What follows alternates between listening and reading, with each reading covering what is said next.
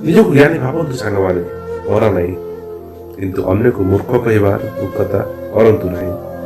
କାହିଁକି ନା ବେଳେବେଳେ ସେଇ ଲୋକ ଆପଣଙ୍କର ବହୁତ କାମରେ ଆସିଥାଏ ଆଉ ଅସମୟରେ ଆପଣଙ୍କୁ ସାହାଯ୍ୟ ହୋଇଥାଏ। ତେଣୁ କାହାକୁ ଛୋଟ ବଡ଼ ଭାବନ୍ତୁ ନାହିଁ ସାଙ୍ଗମାନେ। ପ୍ରତ୍ୟେକ ମଣିଷ କାହା ପାଖରେ ଯେଉଁ ଗୁଣ ଥାଏ ନା, ଅନ୍ୟମାନଙ୍କ ପାଖରେ ସେ ଗୁଣ ନଥାଏ। ତେଣୁ ଭଗବାନ ଆମେ କ'ଣ କରେ ନା, ସକାଳୁ ଯେତେବେଳେ ଉଠୁ ନା 5ଟା ଆଙ୍ଗୁଳି ଦେଖୁଥାଉ ନା, ଯିଏ ଯେତେବେଳେ କରାଗରେ ବସତେ ଲକ୍ଷ୍ମୀ, କର ମଧ୍ୟରେ ସରସ୍ୱତୀ, କର ମୂଳେ ତୁ ଗୋବିନ୍ଦ, ପ୍ରଭାତେ କର ଦର୍ଶନମ୍ କରୁ। ସକାଳୁ ଉଠିଲା ବେଳେ ସେତେବେଳେ ଆମେ କ'ଣ ଦେଖୁ ନା, 5ଟା ଆଙ୍ଗୁଠି କେହି କାହା ସହିତ ସମାନ ନୁହେଁ, କିନ୍ତୁ ସମସ୍ତେ ମିଶିଲେ ଯାଇ ଗୋଟେ କାମ ହୁଏ।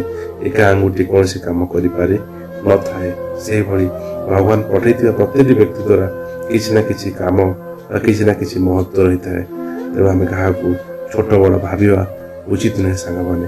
କଥା ଆମର, ବିଚାର ଆପଣଙ୍କର। କେମିତି ଲାଗିଲା ନିଶ୍ଚୟ କମେଣ୍ଟ କରିବେ। ଯଦି ଭଲ ଲାଗିଲା ଲାଇକ୍ କରିବେ, ସେୟାର କରିବେ, ସବସ୍କ୍ରାଇବ କରିବାକୁ ଜମାରୁ କରିବେ ନାହିଁ। ରହୁଛି, ନମସ୍କାର, ଜୟ ଜଗନ୍ନାଥ।